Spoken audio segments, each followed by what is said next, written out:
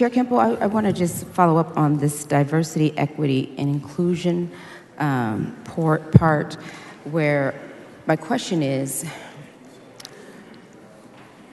do diversity, equity, inclusion offices, do they include or take into consideration individuals with disabilities? I am not sure about that, Mrs. Collier. I don't know. I know that the universities have ADA compliancy offices that I would assume address those needs. So can you tell me which universities have an ADA office? I know that University of Texas, Texas Tech, Texas A&M, and I would assume others do as well. And they have those offices which are separate and apart from any diversity, equity, and inclusion From my understanding, office? Yes, ma'am. Okay. And then how many, so in your provision of your bill, you said that they cannot have a diversity, equity, and inclusion office that promotes the retention and hiring of individuals based on race, sex, gender, or other color. Would disability be included in that? If they have a diversity, equity, inclusion Certainly not office? spelled out. And again, I would point back to the ADA offices that those universities have. Well, It's not my understanding that they are in the DEI offices and would not be affected by this. so if they are in the DEI office, would they just have to rename their DEI office if they were going to use it Well, for in some of those disabled? cases, they will be renamed to offices of student services, I would assume. We're not doing anything in this legislation to student services, which would include those that are disabled. But you agree that there are some universities that already have a DEI office, correct? Yes, and that's what we're trying to eliminate. Right. And so by eliminating these offices, are we eliminating these jobs? Those jobs will be eliminated. And how many people will lose their job?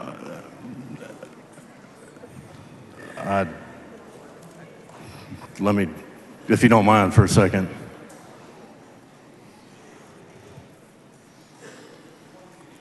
And I'll tell you this, where we're, UT Austin says it has a staff of 62, A&M. So those 62 people will lose their Well, job? no, they will not lose their jobs. Okay. They will be, I would assume, reassigned to student services. But do we know that? I have been told that. So right now, today, it is your understanding It is that my those 62 understanding. individuals at UT Austin who are currently in the DEI office will be reassigned and they will not lose their job? It is my understanding as of today, Ms. Collier. Will they lose any money? Like, will they have to take a reduction in income? I don't believe so. Okay. And what about the other universities? You said Texas A&M. And they do, and I don't have the specific numbers, but I think our conversation can apply to those as well. All right.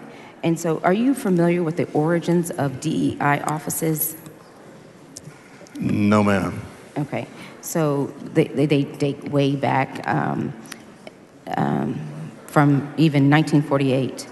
Were you familiar with that? And that was to increase diversity within our country in different places. So President Truman signed an executive order in 1948 to desegregate the armed services, and that was the first diversity protocol. Were you familiar with that? No, ma'am. Okay. And so these have long roots, and are you familiar with why DEI offices became relevant and needed? Because of the systemic inequities that were in place. And I understand that, but I understand what they've become, and that's our concern here, is that they've provided division and not truly promoting free speech and equitable hiring practices. Well, does this bill deal with free speech? This bill doesn't touch free speech. It Okay. promotes free speech. It promotes free speech. Yes, promotes, ma'am. okay. And so I think there was a provision in the bill that talked about, well, can you tell me how it promotes free speech? Well, I should say academic free speech. Who's academic free speech? Those in academia, Well, wouldn't it be for a certain class of people? I would assume it would be for all those in academia. For all people. And Yes, so ma'am. that gets me to the point that I was going to ask you about how this bill is to promote the first purpose. It says the purpose of higher education institutions. If you look on page 1 of your bill of the committee substitute, you see that part in there that talks about what it's supposed to promote, higher education purposes. Yes, ma'am. Okay, and so how is it that this promotes intellectual inquiry and academic freedom so that all students are equipped for participation in the workforce?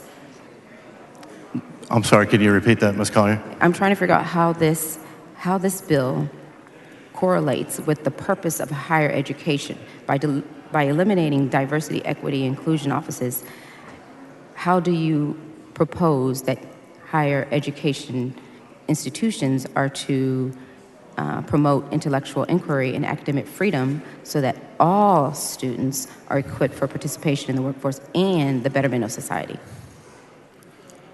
I think just that with what we're, just revert back to what we're doing is going back, we're closing DEI offices. And I think we can all agree on diversity and academic free speech is that will not be limited in this legislation. And so then going back to the question about intellectual diversity so that all students are respected and educated, this is one of the higher education purposes according to the committee substitute, the bill that is in front of us. I'm trying to figure out how are we accomplishing that? Is there going to be something that tracks any type of reduction in recruitment or hiring of individuals that reflect the great diversity of Texas? I would suggest that we're able through, and be happy to include everybody, but as we move on through studies and making sure that we are continue to, we can track that. I'm sure we can get data from coordinating board or whomever to see where those tracks and those efforts. Well, thank you. I appreciate you saying that because I just don't want us to go backwards. And so, if there was a way for us to track it, Ms. Collier, I agree with you. I don't want to go. We can kind of consider this as a fresh start going forward. Okay. And so, would you be amenable to considering doing some type of study or tracking mechanism on top of what you're doing here? Well, so that way today we no, don't go but backwards? we'll make that commitment in the interim, certainly, to do something like that through. But if there's an amendment that deals with that, would you be willing to consider that? That doesn't change your bill. It just says that we just track the data. Ms. Collier, I'd be happy to talk to you about that. Thank you.